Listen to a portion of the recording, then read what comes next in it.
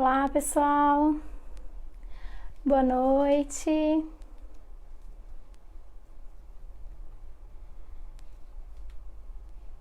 Sejam bem-vindos à live de hoje.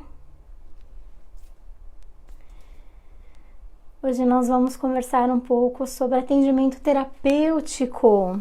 Então, se você tiver alguma dúvida, quiser saber como funciona, quais são os profissionais que trabalham aí realizando atendimento clínico em espaços de desenvolvimento para crianças e adolescentes, marca aí na live, compartilhe o vídeo, curte aí para chegar no maior número de pessoas essa nossa conversa de hoje.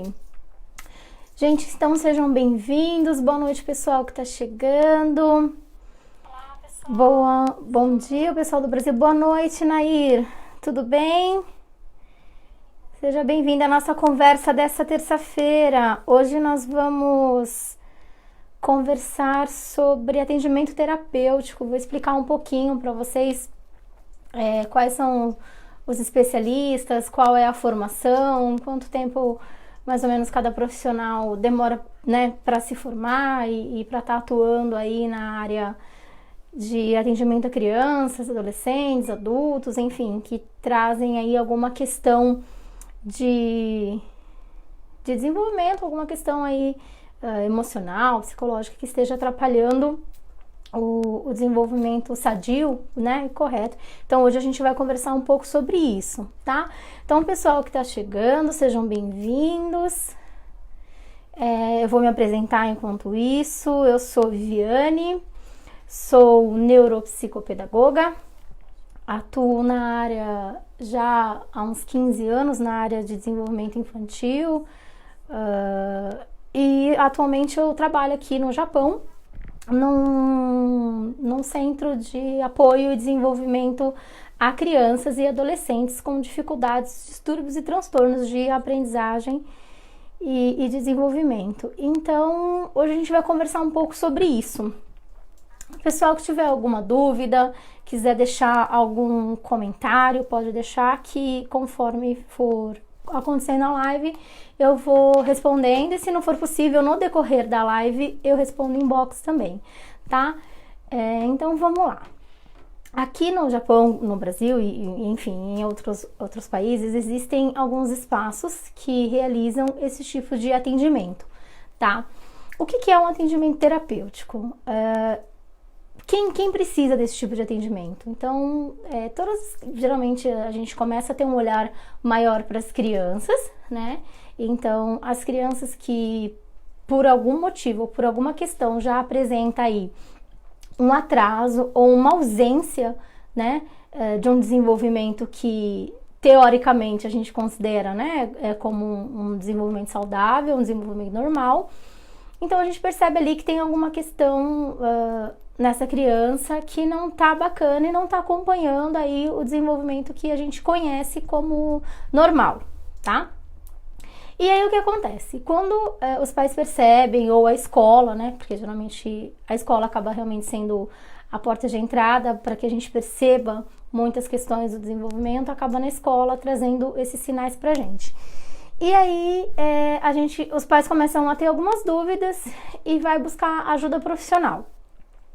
E essas ajudas profissionais, elas existem, né? São os terapeutas, que são profissionais devidamente formados, então são faculdades, são cursos de graduação, alguns cursos de pós-graduação e que habilita esse terapeuta, que é um profissional, né, especializado na sua área, formado na sua área, para realizar esse tipo de tratamento e de atendimento a essas crianças ou adolescentes ou adultos, dependendo se é uma questão de reabilitação, né, a gente tem também com a questão dos adultos, a terceira idade, enfim. São profissionais que atuam desde os pequenininhos de 8 a 80, né? Assim, não tem muito idade, porque existem fases na vida onde a gente acaba tendo uma dificuldade mais pontual e aí a gente não consegue dar conta dessa dificuldade sozinhos, e aí a gente acaba tendo que recorrer à ajuda de alguém, né? E aí a gente recorre à terapia, o que é extremamente recomendável para todos, né? E não é só a questão emocional, né? A gente sabe que muitos recorrem ao psicólogo, que é extremamente importante a gente se entender para poder, né, viver de uma maneira tranquila. E se eu tenho um transtorno, um distúrbio, alguma coisa mais assim, até para eu saber como lidar com essa minha condição, né? Então, eu tendo dentro desse quadro, dentro dessa situação, que ou eu me encontro, ou alguém da minha família, ou a criança, ou o adolescente que convive comigo, eu acabo indo procurar uma ajuda especializada. E aí eu tenho algumas opções, né? Vou falar um pouco da vivência daqui, que é muito parecida com a questão do Brasil, que são as clínicas e os espaços de atendimento terapêutico. Então, se a gente, uma criança recebe um diagnóstico, ou um adolescente, e também um adulto, né, de por exemplo, um transtorno de déficit de atenção e hiperatividade. Então, a gente fala, foi diagnosticado que essa pessoa tem TDAH. Tá, ok, então eu entendi muitas coisas que justificam a minha desatenção, a minha inabilidade para algumas coisas, a minha falta de foco, né? Então tá, eu sei o que eu tenho, mas e agora o que eu faço, né? Então não adianta só saber o que eu tenho se eu não tratar, né? Então o primeiro passo é descobrir, né? Ou por meio de um diagnóstico ou através de avaliações, para saber o que essa pessoa, esse indivíduo tem. Descobriu, sabe o que é? Ok, então vamos iniciar um tratamento. E aí eu vou buscar terapias, né? Existem sim as terapias alternativas, né? Cada um aí no seu espaço, na sua área. Eu acredito que elas acabam complementando sim um trabalho profissional, vamos dizer assim, não que o trabalho de terapias alternativas não seja um trabalho profissional, mas a forma de aplicar são diferentes, os cursos que se tem são diferentes. Então aqui a gente vai falar um pouco mesmo da questão da formação, né? Da formação do psicólogo, da formação do fonoaudiólogo, do fisioterapeuta, né? Do TO, que são profissionais do pedagogo, que são profissionais que acabam que em conjunto, né? De preferência, realizando um atendimento multidisciplinar e interdisciplinar para garantir o desenvolvimento da pessoa, né? Da criança, do adulto, do adolescente, ou no caso da terceira idade, né? Com essa questão do declínio cognitivo, do Alzheimer, enfim, né? Que a gente sabe aí que na terceira idade também a gente acaba tendo uma questão aí, uns lapsos de memória, umas questões de desatenção, que eles começam a trazer alguns problemas para os mais velhos, né? E aí sim, existe também terapias voltadas para essa turma, né? E aí então, quem que eu devo procurar? Então assim, se eu tenho uma criança que tem uma dificuldade, por exemplo, que ela tem um trauma, que ela tem uma questão emocional muito latente, muito forte, e isso está impossibilitando que ela se desenvolva melhor, eu tenho que buscar uma ajuda terapêutica, um psicólogo, para que ele consiga ver essa questão desse trauma, dessa questão toda emocional que está aí bagunçando o cérebro dessa criança e trazendo, desse adulto, e trazendo para o dia a dia muitas dificuldades, né? Então precisa de um acompanhamento nesse sentido. E ver se isso está atingindo e que grau isso está atingindo o seu rendimento escolar ou a sua vivência na escola, tá? Então assim, mas como que eu procuro, quando que eu procuro e quem que eu procuro, né? Boa noite, pessoal que tá chegando, sejam bem-vindos aí, a gente começou a nossa conversa de hoje. Hoje nós estamos já conversando sobre atendimento terapêutico, o que é, para que serve, onde eu encontro, né? E a gente já iniciou a nossa conversa. Então, voltando aí, né, nessa questão da criança, de eu conseguir identificar inicialmente o que tem para poder buscar. Então, dentro dessa gama, dessa rede de ajuda, a gente tem o fonoaudiólogo, o fisioterapeuta, o psicólogo, o TO, que é o terapeuta ocupacional, o pedagogo, que geralmente forma aí essa turma, né? Que realiza esse atendimento entre equipe, né? Para a melhora e o desenvolvimento saudável de um indivíduo, de uma pessoa. Então, a partir do momento que eu tenho um diagnóstico, ou tenho uma suspeita né? Tenho uma suspeita de atraso de desenvolvimento, uma suspeita de autismo, alguma coisa assim, porque eu ainda não tenho esse diagnóstico fechado e formalizado por um médico, tá? Que aí, então, é importante também ressaltar que o médico acaba fazendo, principalmente aqui no Japão, né? São os psiquiatras, os neuros que fazem a avaliação diagnóstica e que laudam, né? Que realmente escrevem lá se a criança, por exemplo, tá dentro do autismo ou não, tá dentro do espectro e tal. E aí lá ele faz lá as análises dele e aí diagnostica se sim ou não, em que nível, né? Em que essa criança tá. E aí essa criança acaba pegando lá a carteirinha e tal, enfim, e aí consegue fazer os atendimentos. Mas inicialmente a gente tem essa entrada aí através do médico, tá? Então, geralmente é um doutor, um médico mesmo, que faz essa primeira avaliação e aí fecha esse laudo e aí a pessoa, sabendo o que realmente está acontecendo, ela vai e busca de um tratamento, tá?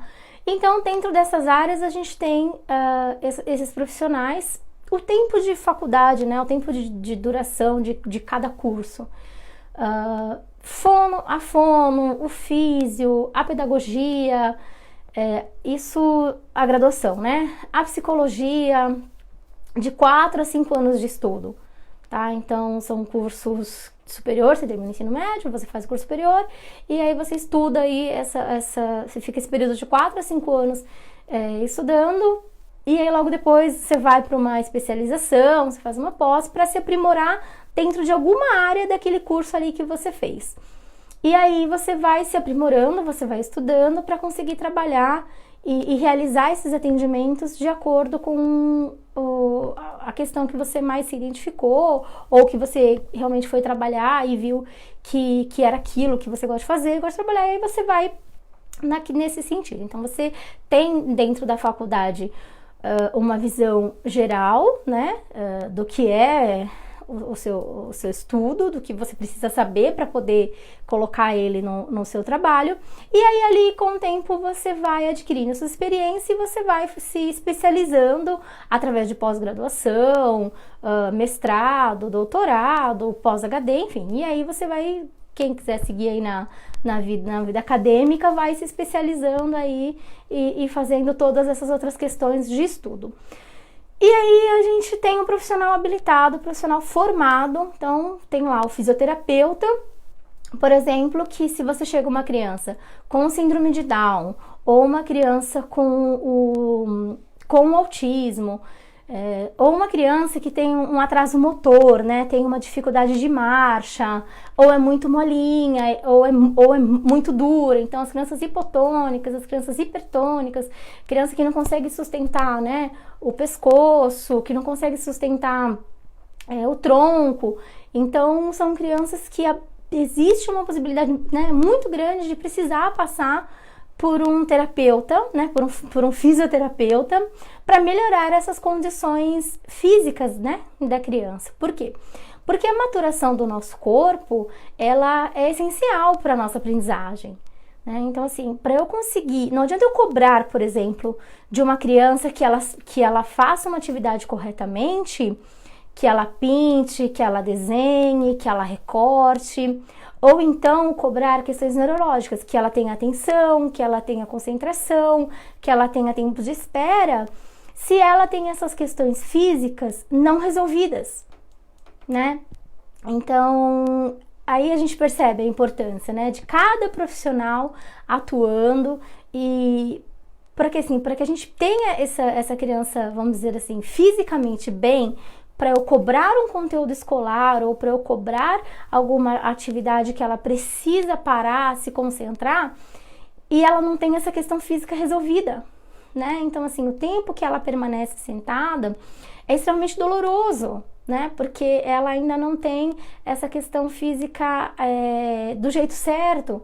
Então é lógico que ela vai perder a atenção, vai perder foco, ou ela não vai conseguir ficar muito tempo, por exemplo, sentada pintando, ou fazendo uma lição, ou fazendo uma atividade, porque ela demanda muito tempo, muito gasto de energia só para manter o físico em ordem, né? E aí sim, aí a gente precisa de um acompanhamento do fisioterapeuta para que ele nos ajude nessa questão.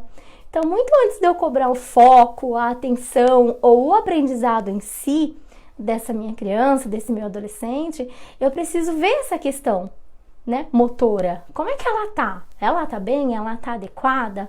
Tem uma defasagem? Ficou um buraco durante esse desenvolvimento? Ou não foi feito e precisa ser feito? Então, isso tudo é a fisioterapia que faz, né? E aí, né, a importância da gente ter realmente um fisioterapeuta que realiza esse trabalho junto com as crianças em processo de desenvolvimento ou com nós adultos, no caso de uma reabilitação, né, de uma reabilitação motora, então um acidente de carro, ou teve perda de massa encefálica, enfim, alguma coisa assim, e precisa de uma reabilitação, né? Então, reaprende a comer, reaprende a andar, reaprende a ir ao banheiro. Então, todas essas questões também são trabalhadas pelo fisioterapeuta, né? Fora a questão de fisioterapia de voz, de pulmão, e aí vai, né? Mas então ele é um dos profissionais que, voltado aí à área do desenvolvimento de crianças e adolescentes, desenvolvimento escolar, a gente precisa também ter esse profissional que nos ajuda aí até a entender como funciona o corpo dessa criança para poder cobrar qualquer tipo de retorno que a gente precisa que ela nos dê, tá? Aí a gente tem um outro profissional também, que é o fonoaudiólogo, que é o responsável pela questão da fala, né? E aí, minha criança tem 2, 3 anos e não tá falando, né? E a gente fica com aquele receio, será que tem alguma coisa? Será que não tem? O que eu vou fazer? E a ausência da fala, ela é uma das primeiras que nos deixa em alerta, né? Então, assim, às vezes a criança já vem com muitas questões não completas, né? E aí os pais percebem que tem alguma coisa diferente, mas falam, com o tempo a coisa vai rolar e vamos esperar. E aí só que aí vê que a idade tá chegando, as crianças estão ficando mais velhas e não tá falando, ou fala muito pouco, ou tem um vocabulário muito pequeno. E aí os pais acabam buscando ajuda e vai atrás do fonoaudiólogo. Que também muitos chegam para buscar uma ajuda de fono e aí acaba sabendo que não é só o fono, que precisa de uma gama de terapeutas aí também para poder ajudar, né? Então, mas acaba sendo aí a porta de entrada, vamos dizer assim, né? Chega através da queixa de não falar, né? Chega a queixa inicial, geralmente, porque você está buscando terapia? Porque meu filho não fala.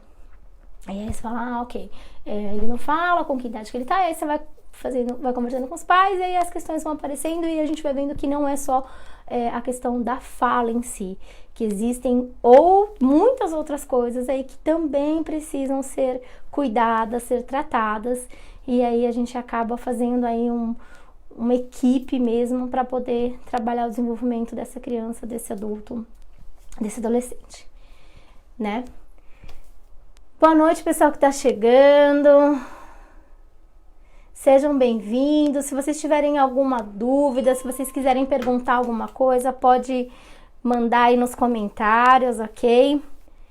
Curtam e compartilhem a live para chegar aí num número bacana de pessoas, que alguém aí, se estiver precisando de atendimento terapêutico, saber como funciona, como quem que eu devo ir, para não ficar perdendo tempo aí correndo atrás de um lado e do outro. Boa noite, Fátima, seja bem-vinda. Boa noite, pessoal que tá chegando. Hoje estamos aqui falando sobre atendimento terapêutico e estamos explicando um pouquinho, falamos um pouco sobre a fisioterapia, sobre a fono. Agora vamos falar um pouco sobre a área da psicologia, né? Também é um curso de graduação que demora aí 5 anos para você conseguir ser bacharel, você se formar, e aí depois desse período você certamente vai fazer uma pós-graduação mais focada em determinada área aí do que você viu durante a sua formação. Então, esses especialistas, esses profissionais, né, que eu falei aí agora no início, são todos profissionais habilitados, são profissionais preparados, profissionais que estudaram para estar atuando, para estar recebendo essa criança, esse adolescente, a gente mesmo, né? Caso seja necessário e passar por um processo terapêutico. Então, da gente se sentir confortável e confiante naquele profissional que está com a gente, né? Porque está ali, porque foi formado, está habilitado para aquilo, né? E aí a gente precisa ter essa questão desse elo de confiança, né? Entre quem chega para ser atendido e o terapeuta. Isso é muito importante, isso faz um bem assim inacreditável e faz com que a terapia flua de uma maneira melhor, né? E aí a gente chega aí na questão da psicologia. Então os profissionais se preparam, se especializam na área e aí começam a realizar os atendimentos e começam a fazer os seus trabalhos. E aí no dia a dia ele vai tendo aquela experiência com a teoria, né? Experiência teórica consolidada com a prática. E aí, por exemplo, às vezes a criança chega que ela está tendo uma dificuldade escolar, por exemplo, ou um adolescente, ou até mesmo um adulto no trabalho, porque ela não consegue render, ela não consegue entregar, por exemplo, a quantidade de peças que precisa, ela não consegue entregar a lição necessária, ou ela não consegue ter um rendimento, seja de qualquer área, minimamente plausível para que ela consiga viver bem. E aí, às vezes, essa dificuldade que ela está encontrando não é porque ela não sabe trabalhar, não é porque ela não sabe o conteúdo escolar, né? Não é porque ela não se empenha, é porque às vezes tem por trás aí algum trauma, alguma questão emocional extremamente forte, né? Que impossibilita que esse aprendizado ou que esse trabalho seja feito.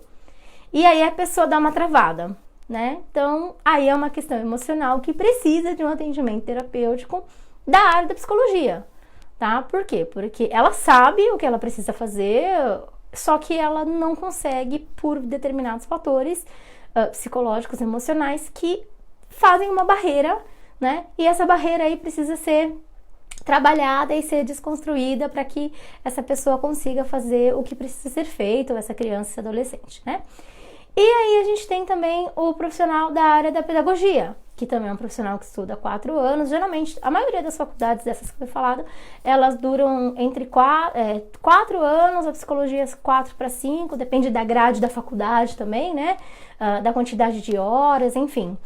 Mas é mais ou menos esse período mínimo que o profissional precisa estudar, né, para poder ter a formação para atuar nessa área, tá? Então, assim, não é curso de 2 semanas, 3 semanas, de 1 mês, não, são estudos realmente, com prova, com trabalho, com avaliação, com dissertação, enfim, apresentação de estágios, de TCC, enfim, é um processo escolar aí, né, de formação bastante extenso, tá?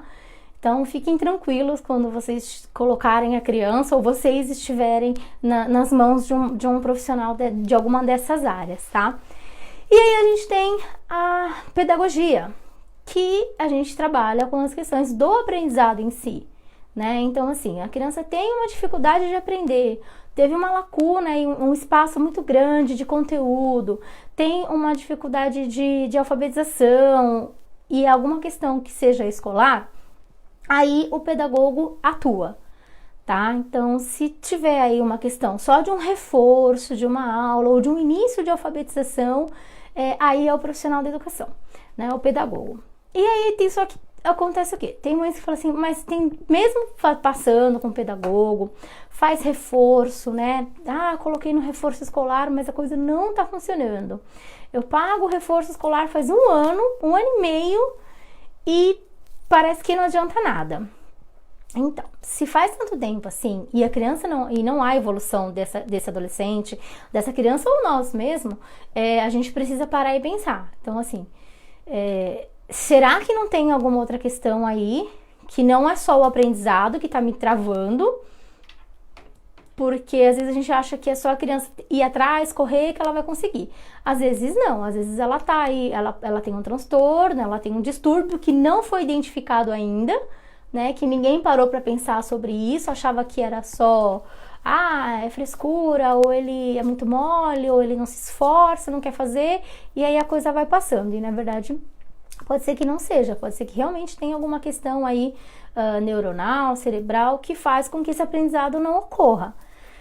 E aí essas crianças, né, essas pessoas, adolescentes com transtornos, distúrbios, dificuldades escolares, ela tem que passar para o profissional da área, que no caso é o psicopedagogo, né? Então, o psicopedagogo, ele atua diretamente nessa área. Então, crianças com transtornos, distúrbios de aprendizagem, né, a gente encaminha essa criança e adolescente para o atendimento psicopedagógico, tá? Ele é uma complementação da pedagogia do professor que trabalha em sala de aula ou na sala de reforço ou nos espaços que alfabetizam, mas não são especialistas na área, só realmente são pedagogos, mas não são psicopedagogos.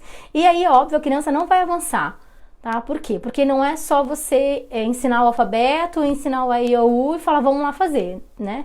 Tem alguma coisa por trás e aí o profissional que vai olhar e vai investigar, vai avaliar o que está acontecendo aí nessa base para esse não aprendizado ocorrer, e aí ele vai fazer essa avaliação diagnóstica e vai dizer, olha, é disléxico, é disgráfico, enfim, o que essa criança tem, né? Para não estar conseguindo acompanhar, por exemplo, a aula de reforço ou as lições, as atividades de alfabetização. A Fátima está perguntando, uma criança de 7 anos estuda 3 línguas diferentes, pode ter desgaste na escola no futuro por ter muitas atividades? Então, Fátima, depende muito de como essas atividades são oferecidas para a criança, e não digo nem no futuro, né? Eu digo agora. Já agora, né? De hoje para amanhã, né? Porque o que acontece? É importante, né? Ainda mais aqui. No Japão, a gente sabe que as crianças têm a língua materna, têm a língua da escola, têm a língua das terapias, vamos dizer assim, né? E acontece isso, a gente aqui no espaço que eu trabalho, a gente tem muito dessa questão. Temos crianças que estudam na escola japonesa, então tem o Nihongo como uma língua aí muito presente, né, porque são horas e horas dentro da escola, e a língua japonesa é a língua em que eles são cobrados, tá? Então essa questão escolar, ela é muito mais forte do que a questão da casa e da terapia. Então eles sentem que na escola a coisa é diferente, e aí lá eles estão com o japonês.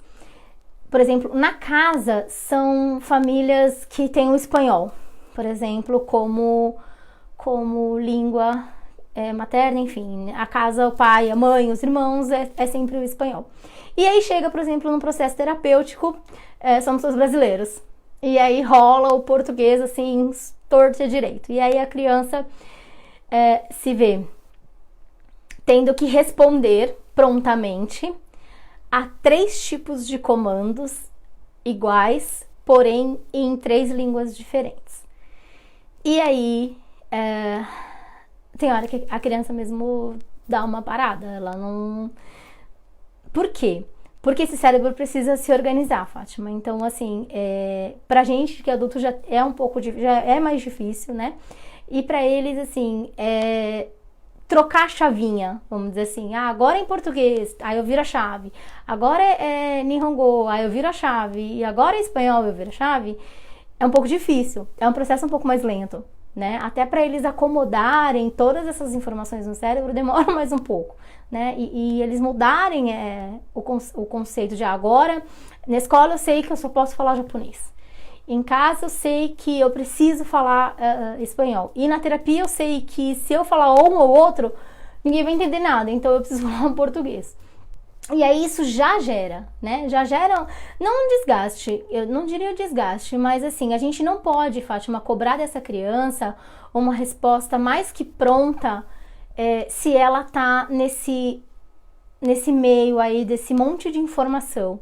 Então é normal da gente esperar que quando a gente fala com uma criança que estuda essas 3 línguas diferentes, seja o inglês, não importa, mas que ela tenha um contato, seja diário, seja semanal, não importa, com essas línguas, a gente não ter que cobrar, tipo, a fluidez, a rapidez. Não, sabe assim? O mundo senta, levanta e querer que a criança rapidamente vire a chavinha e nos responda. Mal, vai fazer mal? Mal não faz, né? Até porque se é uma coisa natural, como eu falei, se ela tá na escola e ela tá ouvindo japonês, ela tá em casa, ela tem o espanhol e ela vem pra terapia e ela tem o português, é uma coisa que naturalmente pra criança aquilo vai acomodando, essas informações vão chegando lá dentro da cabecinha dela e vão se consolidando ali nas caixinhas, tá? O que pode acontecer, Fátima, é ela demorar um pouquinho mais pra abrir cada caixinha, tá? E também faz parte, né? Porque são mudanças, né? Ela precisa pensar, reestruturar as frases, a forma com que fala é diferente. Claro, né? Aqui a gente tem partículas que em português a gente não tem. Em inglês, então, vixe, né? E é diferente, né? A gente tem a nossa construção de língua no português é uma. No espanhol, parece que a língua é mais mole, é mais contada. É outra. No japonês, é outra. Então, assim, é natural que as crianças ou adolescente dê uma, tipo, né? Porque lembra lá das caixinhas, né? Eles têm que abrir uma caixinha, fechar outra. E é comum eles misturarem o português com o inglês, com o espanhol e com o japonês, e aí começa uma frase no processo terapêutico falando uma primeira palavra em Nihongo, a segunda em português, a terceira em espanhol, e aí a quarta em inglês, e aí vira aquele fui, né? Mas a gente sabendo que existe crianças nessas condições e que é normal e que faz parte, é só a nossa ansiedade de adulto, né, de seres pensantes, diminuir frente a essa criança e esse adolescente. Fabiana, boa noite. Fabiana, o que fazer se você vê que a escola brasileira está sendo negligente na fase da alfabetização? A escola não está fazendo o processo de alfabetização da criança, Fabiana? Direção, você precisa conversar, precisa explicar, pede o plano de trabalho dessa escola, projeto pedagógico, aí daí você já vai ver o que está acontecendo, se eles têm, se eles não têm, se é uma escola mesmo, ou se é um espaço que recebe criança, depende da idade também, Fabiana, eu não sei qual a idade da criança, tá, porque o que eles podem alegar, Fabiana, se você souber a idade, me passa, que não tá na fase ainda, por isso que a gente não está fazendo alfabetização. Ainda faz parte da educação infantil, por exemplo, que não é obrigatória a alfabetização até determinada idade, né? Tem isso também. Então, de repente, a escola pode estar sendo negligente pela idade, né? Não sei como é que tá, mas se a criança tem idade para ser alfabetizada e a escola está se negando a realizar esse processo, aí você precisa ir atrás e ver no consulado, em relação à escola, saber se com os outros pais principalmente, conversar com a turma anterior ou com a turma que já se formou, se outros pais também tiveram esse tipo de dificuldade com a escola e por que essa escola não está fazendo o processo de alfabetização, né? Aí realmente precisa ser pensado em relação à estrutura que essa escola tem, tá? Tá. Fabiana diz que ele tem 6 anos. Então, aqui com 6 anos eles iniciam o primeiro ano, né? Lá no Brasil, eles estão começando mais ou menos com 7 anos. Eles deram uma adiada aí, né? 6 para 7 anos, 6 anos eles começaram também. Com 6 anos. E aí, o nosso antigo pré, mais ou menos, virou o primeiro ano, né? E aqui essa turminha que entra no Ichinensen, né? No caso da escola japonesa, eles já começam a ter um contato com o mundo letrado, tá? O mundo letrado é mais ou menos aqui, né? Então a criança olha, a criança sabe o que são letras, ela olha, ela sabe o que são números, ela identifica algumas vogais, ela já consegue ali saber escrever o nomezinho dela, mesmo que seja por uma reprodução. Então, nessa idade de 6 anos, a gente já inicia, sim, essa fase de alfabetização. Nós não precisamos cobrar que a escola alfabetize no sentido de saber ler e escrever perfeitamente, corretamente, textos e frases enormes, tá? Porque isso, anualmente, gradualmente, ela vai aumentando, tá? Mas ela, com 6 anos, eles já têm, sim, que está iniciando esse processo de alfabetização. O que acontece aqui, Fabiana, em algumas escolas brasileiras aqui no Japão? São escolas que não têm autorização de funcionamento, são escolas que funcionam, abre, funciona e tudo bem, não tem essa questão pedagógica definida, não tem pedagogo na sala de aula, às vezes o diretor da escola, o dono, o mantenedor não é formado, não é da área da educação, e aí acaba por não saber como funciona, né, acaba não oferecendo essa alfabetização de uma maneira correta, ou às vezes acaba nem oferecendo, né? Então aí, Fabiana, você precisa primeiro ver como que é o projeto de trabalho dessa escola, o que eles têm lá para essa turma de primeiro ano, quais as apostilas, qual o material que é usado. Não trabalhamos com apostila, a gente trabalha com cópia, com xerox, não importa, tá? Você, para fazer um processo de alfabetização, você não precisa de muito, né? Uma parede cheia de letras aí, umas vogais, você vai embora. Você consegue fazer a alfabetização dessa criança. Então, não precisa de muito, tá? Mas, se você não conhece ou você não tem... você não quer fazer esse trabalho, aí realmente fica difícil, tá? Mas a primeira dica é vá na escola, questione, pergunte, fala que você quer saber como funciona essa questão do plano de trabalho pedagógico da escola e lá você vai ver se eles falam ou não sobre a alfabetização. Tá? Então, esse é a dica e o conselho que eu te dou para você conseguir ir atrás desse direito, que é um direito dos pais, né? Tá na escola, que é que as crianças sejam alfabetizadas, né? E aí, então, quando a gente tem essa dificuldade, vamos dizer, que nesse caso está sendo imposta, né? Então, a criança não consegue se alfabetizar, não tá aí no processo de leitura, porque a escola é um ato falho, né? Aí realmente os pais precisam se mobilizar. Sozinho é um pouco mais difícil, então geralmente você tendo mais pais aí que estejam nessa mesma condição que você, é bacana de vocês formarem um grupo e irem conversar com a escola, né? A Fátima, Fabiana tá falando aqui, ó. Os pais têm sempre que procurar saber qual método de ensino que a escola oferece. Perfeito. E diria até mais, né, Fátima?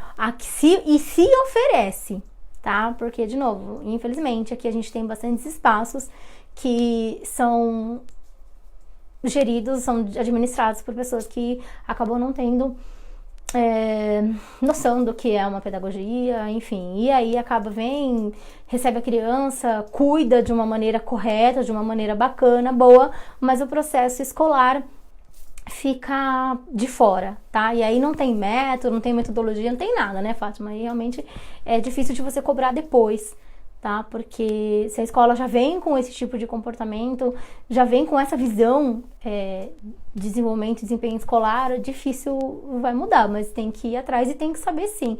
Por quê? Porque também como eu falo, essa lacuna que essa criança vai ter, quando ela tiver que ser cobrada lá no Fundamental 1, no Fundamental 2, no ensino médio, ela vai trazer toda essa ausência aí de formação no período certo para a idade mais avançada, né?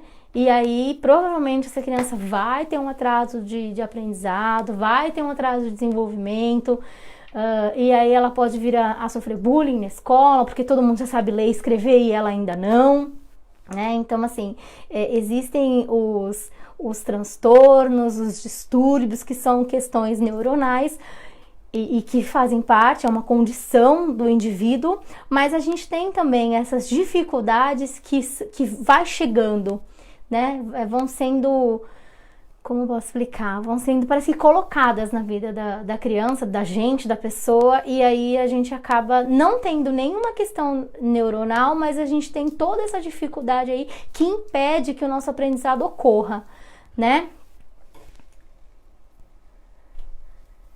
Tá. Ela falou assim, sim, conversou, graças a Deus a escola tem se empenhado muito. Ótimo. Ela queria saber se caso houver uma negligência, o que devo fazer? Se eles não quiserem fazer o processo de alfabetização, você, aqui no Japão, primeiro você precisa saber se essa escola tem autorização de funcionamento regulada junto ao MEC. Lá no consulado brasileiro, eles têm uma lista de escolas que são habilitadas para trabalhar ou não, até para emissão de histórico escolar, para validar os estudos no Brasil. Ou então, precisa de histórico escolar, por exemplo, para transferência de escola, transferência de país, né? Tem criança que estuda aqui e aí depois volta para o Brasil. E se não é uma escola reconhecida, você vai ter um pouquinho de trabalho para conseguir validar os estudos das crianças lá no Brasil, tá? Então, se é uma escola regular, que tem autorização, que tá tudo certo, você consegue cobrar. Então, você vá até o consulado, fala lá no setor de educação, né? E leve essa inquietação, fala, olha, eu tô tendo uma dificuldade, eu já conversei com a escola, eles não estão realizando, está tendo uma negligência em relação à fase de alfabetização do meu filho, da minha filha, e eu queria que vocês me dessem um suporte, um retorno. Eles vão te dar toda uma assessoria, tá? Isso nas escolas regulamentadas, perdão. Se a escola não tiver essa documentação em ordem, não vai poder fazer muita coisa. Porque, tipo, é uma escola que não, né, ela não tá legal, nem legal, assim, ela não tá formalizada, né, pra não falar que trabalha na ilegalidade. Ela não tá formalizada e aí é difícil, aí realmente é difícil de você conseguir alguma coisa, algum órgão, por exemplo, que te ajude, se a pergunta é essa, né, aonde eu devo recorrer, tá? Se for uma escola legal, uma escola regular, você consegue, sim, pelo consulado, lá na página na própria página do consulado, vocês têm lá falando sobre educação.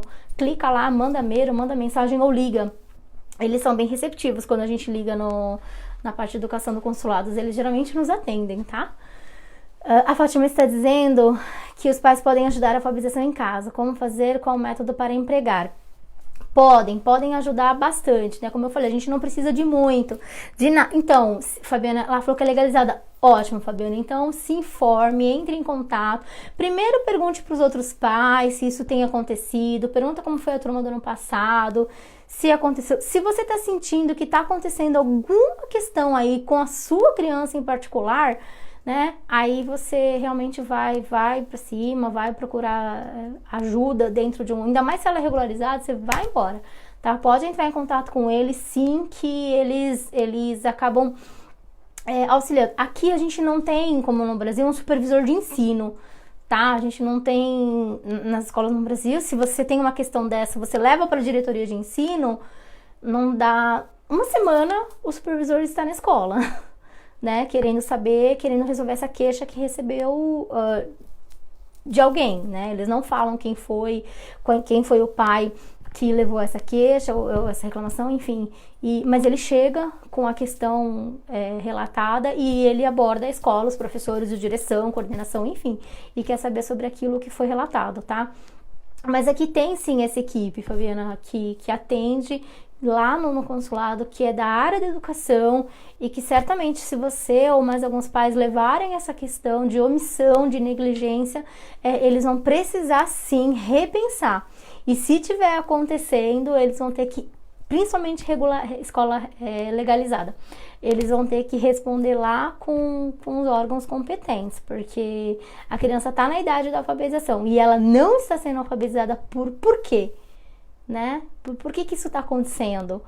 Tá? Então, assim, porque tem hora que por mais que a gente converse com a escola, por mais que a gente tente chegar, não, tá tudo bem, mas aí você dentro de casa vê que não é aquilo que falaram e que aquele sentimento de mãe. O alerta lá, tocou o sinalzinho vermelho, gente, corre, tá? Porque ele vai ficar tocando até você tomar alguma providência e ir atrás, tá? Mas tem, por exemplo, a gente consegue trabalhar com letras móveis. Tem bastante material na internet vendendo aí sobre livros, né, que dá para ler, que dá para ensinar, iniciar um processo de alfabetização em casa. Então tem bastante recurso, bastante material bacana. As crianças com dificuldade de aprendizagem, é muito bacana que os pais mostrem um ambiente letrado, porque isso facilita muito. Então, gibi, revista, mangá, enfim, livros, aquelas lousinhas para a criança escrever. Quer comprar um presente útil de Natal? Compre brinquedo pedagógico, coisa com letra, coisa com número. Vamos lá fazer essa criançada brincar, mas brincar de uma forma que ela vá aprender, uma forma prazerosa. E quanto mais apresentação do mundo letrado, aí é qualquer língua, viu, meninas? Quanto mais eu mostrar para essa criança que existe um ambiente alfabetizador, que ela pode aprender de uma maneira tranquila e fácil, porque eu olho para cá, tem livro, eu olho para lá, tem jornal, eu olho para cá, tem gibi, é sempre... E isso eu não tô falando de computador, viu, gente? De internet, tá? De iPad, não sei o quê. Até tem uns jogos bacanas, mas não. Vamos para algo palpável, para que eles possam pegar, virar, mexer, recortar, pintar. Isso tudo é um caminho para alfabetização e ajuda bastante, tá, Fabiana? De nada, qualquer coisa você me avisa aí se deu certo, tá? Se precisar de alguma orientação, a gente tá aí para isso. Bom, então chegamos no psicopedagogo, dificuldade de aprendizado, tá com o pedagogo, faz reforço, a coisa não tá bacana, eu mando pro psicopedagogo. Ok. E aí o que eu faço? Eu vou lá e tenho o TO, terapeuta ocupacional, turminha também que estuda aí seus 4 anos de faculdade para trabalhar com treinos de AVDs. O que seriam treinos de AVD? Atividades da vida diária. Então são coisas assim que, por exemplo, não sabe comer, não sabe amarrar o cadastro, isso a maioria das, né? A maioria das pessoas ainda não sabem. Mas assim, que tem uma dificuldade muito grande nisso. Aí a gente tem a galera do TO que faz esse trabalho aí de terapia ocupacional, que lembra muito o trabalho do fisioterapeuta, tá? Mas o fisioterapeuta não é um TO. A fisioterapeuta é um fisioterapeuta, não é um terapeuta ocupacional. São faculdades diferentes, são formações diferentes. E assim como, por exemplo, o psicomotricista, que também é um profissional extremamente bacana, que trabalha a questão da psicomotricidade. Então, a relação entre o meu psicológico, o meu cérebro, minha mente e a resposta do meu corpo, né? O meu motor. Então, a psicomotricidade também é outra especialização muito bacana, que às vezes só a fisioterapia também não dá resultado. Então, eu preciso de um psicomotricista junto, tá? A Fátima tá dizendo que compra sempre no usado. Ótimo, brinquedos, perfeito, é barato e muito útil, extremamente útil, deixa as crianças ocupadas, ocupa a mente, ocupa a memória, faz com que o aprendizado ocorra, perfeito. Aqui nessas lojas de usado tem bastante coisa legal, bastante coisa bacana.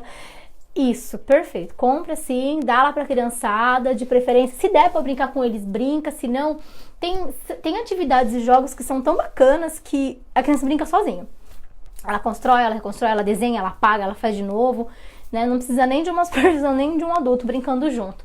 Isso, Fabiana, avisa assim, obrigada, tá? Vou ficar esperando a resposta aí dessa questão toda, mas boa sorte de início. Bom, aí formada essa equipe toda, fonoaudiólogo, fisioterapeuta, pedagogo, psicólogo, terapeuta ocupacional, aí a gente tem essas outras especializações como psicomotricista, e aí tem tantos outros também profissionais que acabam, arteterapeuta, musicoterapia, que também são profissionais que fazem faculdade, né? Uma especialização para poder se especializar em determinada área para conseguir realizar esses atendimentos terapêuticos. E aí a gente tem uma gama de profissionais atuando em prol do desenvolvimento daquela criança ou daquele adolescente. E aí, qual deles eu devo procurar? Aquele que eu percebo ou que o médico orienta que existe essa dificuldade. Então, é uma dificuldade motora, eu vou buscar o fisioterapeuta. É uma dificuldade de aprendizado, de escrita, de reforço, eu vou procurar o pedagogo. É uma dificuldade emocional, psicológica, de trauma, eu vou procurar o psicólogo. É uma questão de fala, de construção, de fono, de fala, vou buscar o fonoaudiólogo. Eu tenho uma criança que tem uma dificuldade, um distúrbio, um transtorno, no processo de aprendizado não tá legal, não tá dando certo, e só o pedagogo não tá funcionando, vou buscar o psicopedagogo e assim por diante, tá? Então, cada profissional na sua área, porém, de preferência, todos juntos, né? Se vocês tiverem, ou se existir a possibilidade de vocês terem um acesso de uma terapia multidisciplinar, né, e interdisciplinar, é muito melhor, porque a criança vai estar assistida por toda essa equipe, e aí a probabilidade de evolução dessa criança, desse adolescente, desse adulto, ela é muito maior, tá? E aí vai depender, sim, do tempo, do desenvolvimento de cada um. Então, tem crianças, adolescentes que se desenvolvem em 6 meses, por exemplo, a gente consegue ter a gente consegue perceber uma evolução melhor, tá? E tem uns que demoram um pouco mais. Às vezes a gente precisa de 1 ano de intervenção terapêutica para conseguir ter uma melhora que seja significativa, tá? Mas aí vai o tempo, e aí realmente é o tempo de cada criança, de cada indivíduo. Por mais que a gente saiba as técnicas que utilizar, saiba como oferecer essas terapias, nenhuma delas chega da mesma forma em cada cérebro, né? E aí a neuropsicopedagogia, que trabalha aí a questão do desenvolvimento neuronal, das questões de transtornos, de distúrbios, de dificuldade de aprendizado, ela vem para dar uma fechada aí nessa questão, o porquê que a criança não aprende, ou como que essa criança aprende, porque tem muito disso, né? A gente acaba estudando para aprender como determinado cérebro funciona, qual é o caminho de entrada, de aprendizado daquela criança, o que faz ela ter um maior foco, o que faz ela ter um maior tempo de concentração. Aí a gente auxilia aí essa questão da neuro com a questão pedagógica para conseguir fazer com que essa criança aprenda efetivamente o que precisa ser aprendido, né, pessoal? Gente, então é isso. Eu espero que vocês tenham gostado da live de hoje. Curtam e compartilhem a live, curtam a página do Portal Me, curtem a minha página aí, NeuroKids. Lá tem dicas, informações de um monte de coisa. A gente fala de terapia, de fisioterapia, de fono, então assim, tem sempre informação bacana lá na página, então curtam o NeuroKids BR, que lá vocês têm bastante informação, sejam mais um dos nossos neuroamigos, ok? A Fabiana tá perguntando se eu faço atendimento. Faço, Fabiana, eu tô aqui no Japão já fazem 2 anos, eu tô aqui na região de Nishio, eu trabalho num centro de desenvolvimento infantil. Aqui a gente tem todo mundo, com exceção do TO. A gente tem o fisioterapeuta, a fonoaudióloga, temos a pedagoga, psicopedagoga e neuropsicopedagoga, no caso eu. A gente tem a fisioterapeuta, o fono, e temos um terapeuta japonês também que auxilia a gente aí nas atividades japonesas de escola, então a gente consegue também atender os japoneses, né? E é uma clínica muito bacana. Eu tô aqui em Nishio, na God of Life. Se você estiver aqui pela região ou quiser vir conhecer, aí a gente marca um dia, um horário, você vem aqui na unidade para conhecer o trabalho e saber um pouquinho mais como funciona. Ok, gente? Então, obrigada, boa noite para todo mundo.